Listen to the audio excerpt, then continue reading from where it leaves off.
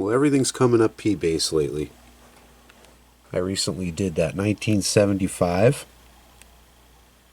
Fender P-Bass. This is a 2000 Squier P-Bass.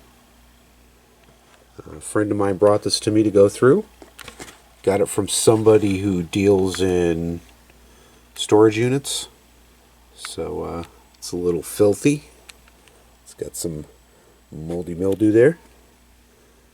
Crack in the pick guard. And this neck.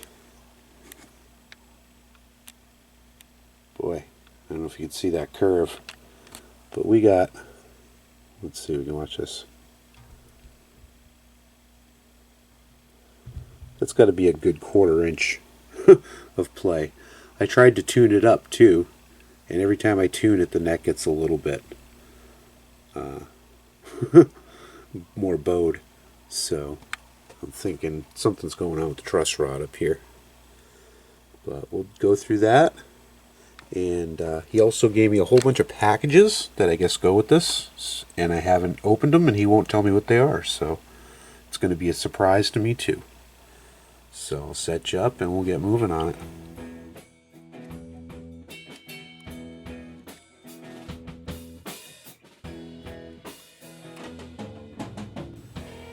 So I want to tweak the truss rod a little bit.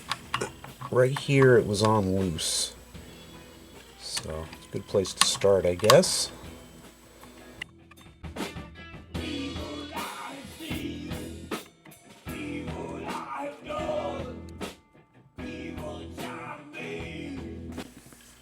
It's a little straighter, but not nearly where it needs to be.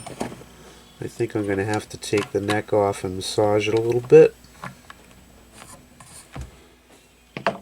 Yeah, we'll have to do that afterwards. Take the strings off of it and work through the neck. We'll massage it, we'll do the frets, all that good stuff. But first, like I said, my friend gave me these with the bass.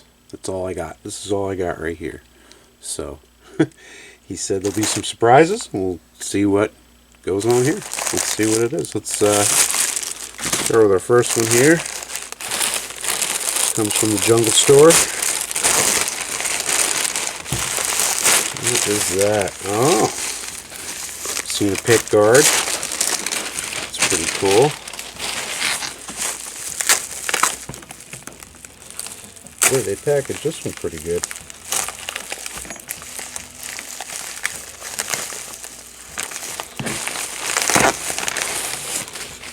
Oh, check that out. Pick guard. New pickups and knobs. Nice.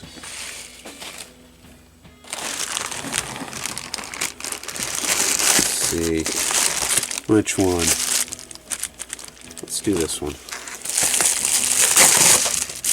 I think I know what this one is. Dun dun dun, strings. Ooh, black beauties. What are we doing here? Ooh.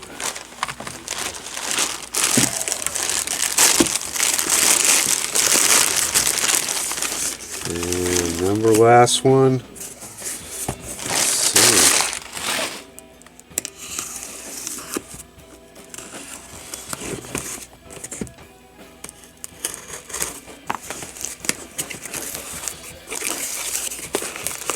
It's a strap.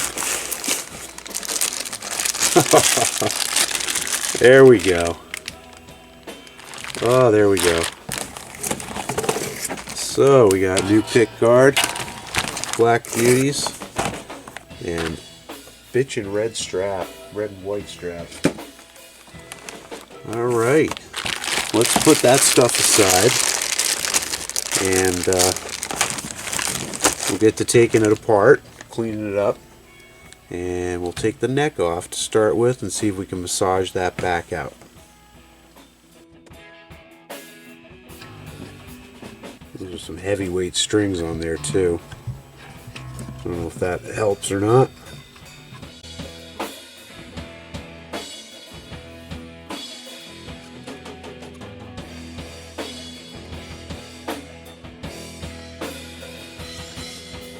Alright, let's put that aside.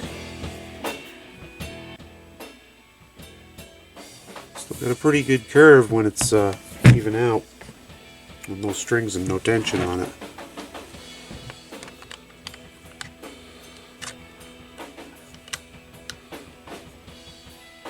Like, that feels wicked tight. I don't want to go any further on that.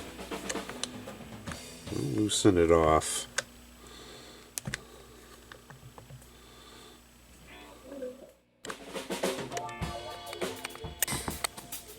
Okay, that's loose. About 2 or 3 turns past loose.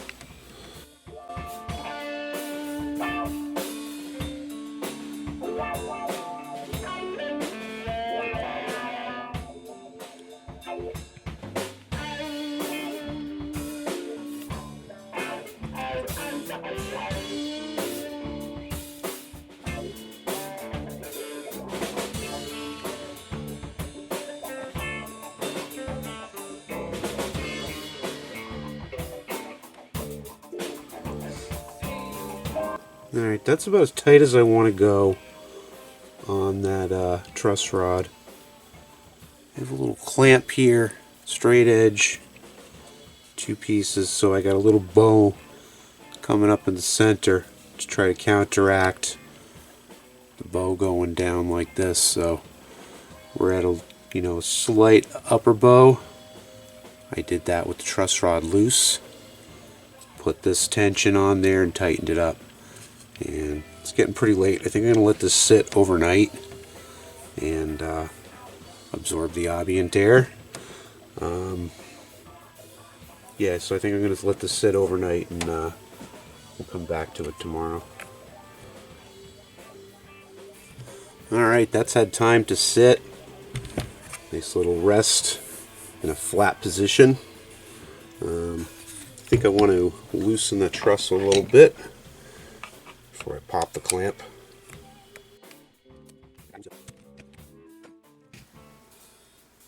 It's looking a lot better. Put some strings on it, we'll tighten it up, and it should come out pretty good. I am going to go through these frets. You've seen me do that before, so I'm not going to bore you with that. Alright, so that neck came out perfect. There was one little spot, one little fret on the 19th, and took care of that. So I got it all oiled up, sitting aside, cleaned. Turn our attention to the body. Really want to get in here for a good cleaning, and we're taking off the pick guard anyway, so I'm just gonna take off. I'm gonna start with the bridge because I really want to give that a good wipe down, and easier to get under the body here too. Clean all this.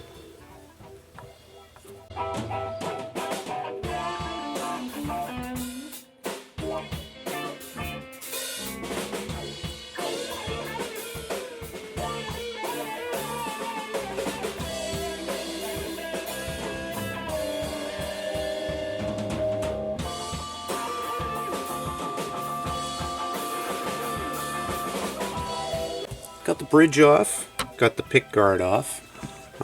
I just taped this up here to keep that together. I'm going to keep this pick guard in case I want to make a black one for this. I'll have a template. So I have no interest in fishing the ground out of there and putting a new one in. So we're going to take it right from the pot. I'm not even sure if our new setup came with a ground, so this is probably better. That's all it is, one wire. And I can get out of here. Alright, let's clean it up.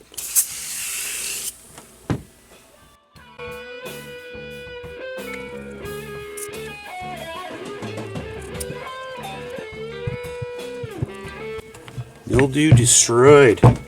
Let's little wax.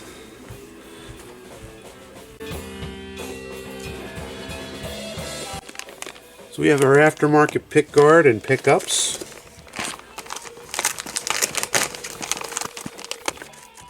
It did give us a ground. We'll probably take that off. Oh, new hardware.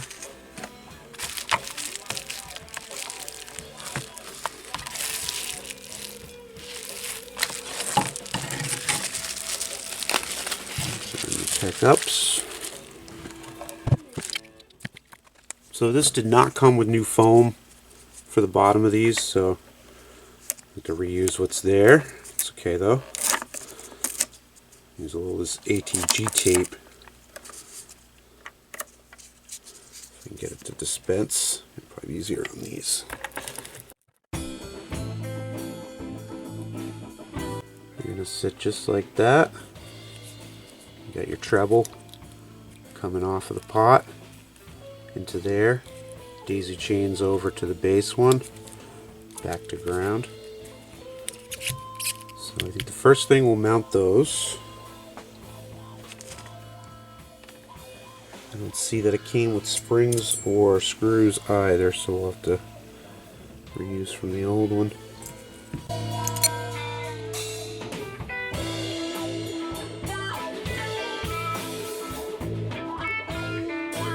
Alright, those are in reasonably in the right spot. Couple holes will line up, couple ones I'll kind of have to drill probably. But yeah, let's wrap it up. So like I said, I didn't want to fish that ground. I mean, there's a pretty big hole. I probably could do it easily, but there's nothing wrong with this original one. So what I'm going to do is just going to clip this off here.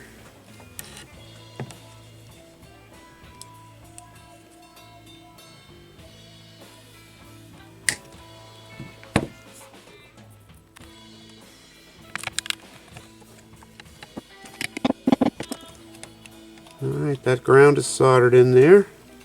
I just want to feed all these down in so that they're not going to ride up underneath the pick guard. That's in. The most important part is up here to make sure that you're not interfering with the neck at all. That looks pretty good. I get this hole here lines up, so I'm going to start doing the ones that line up, and then we'll try after that. We'll do to maybe pre-drill some holes, because you don't want to fire something in right there like that.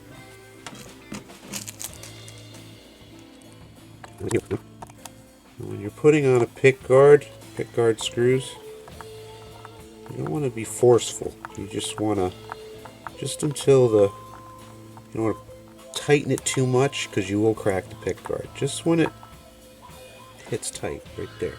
And that's why you use a hand screwdriver, so you can feel it going down. I'm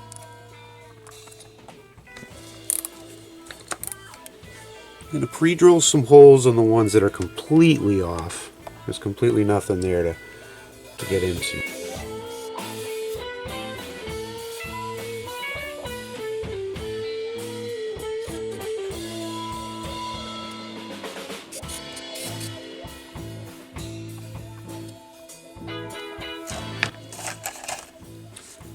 That's on there, it works.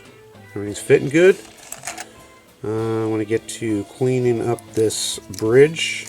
I'll try to keep these in order.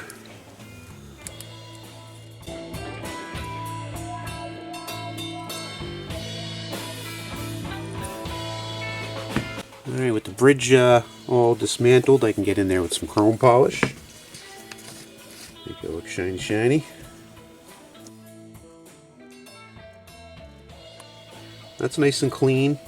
I wanted to just make sure all my saddle screws are moving freely before I put it back together. I have to adjust string height. I don't want to be struggling with a seized screw. That was a little tight.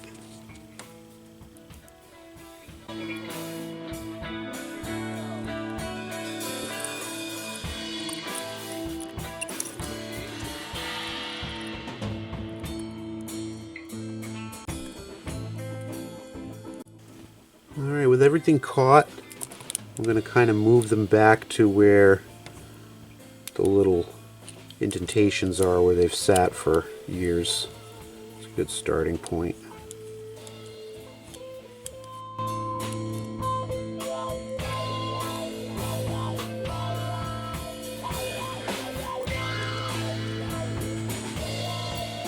Screws are looking nice and shiny.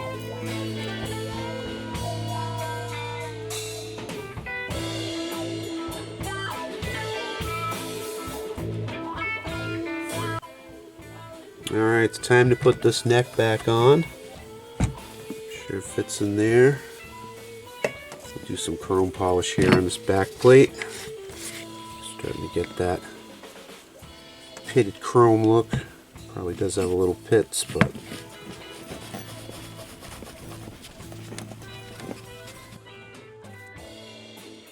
while I have that out, I'm going to do these tuning keys too.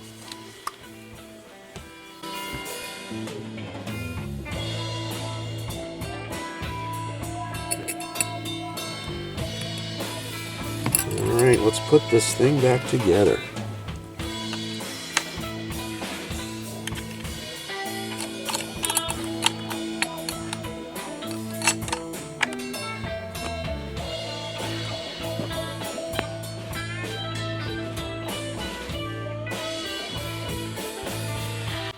My friend provided me with these black beauties.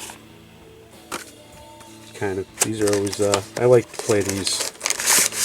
They got a good feel to them, that coating. And who doesn't like black, right?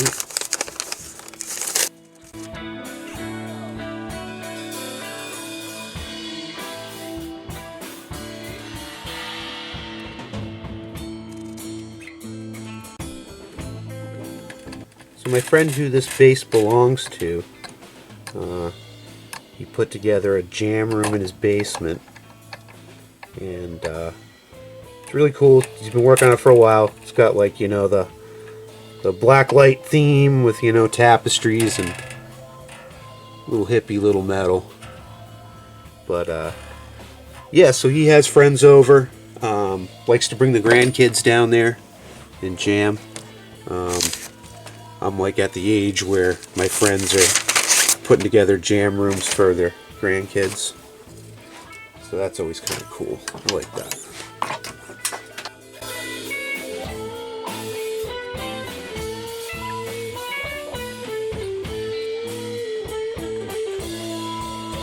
Yeah, that's all sitting on there nice. My side to side here is really good. Unlike the 75 P-Bass I had in recently. So that looks kind of cool. The black strings on it. I like that. Alright, so with that, I mean, my action's still wicked high, but I think I can make sure that these are all tight. I'm not going to slide back and forth on me.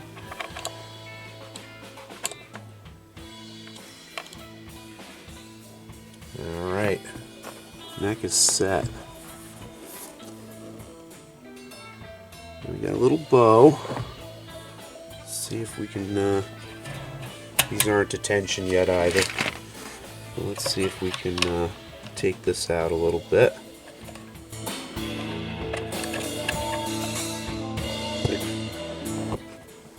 I'm at about one turn into tight fill.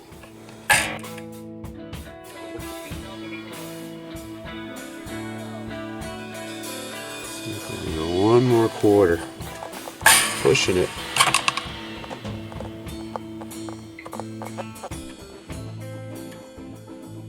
That's looking pretty good. I think I'm going to stay there. Really flat on this side. Little bow on that side. I think it'll work itself out. It's playing.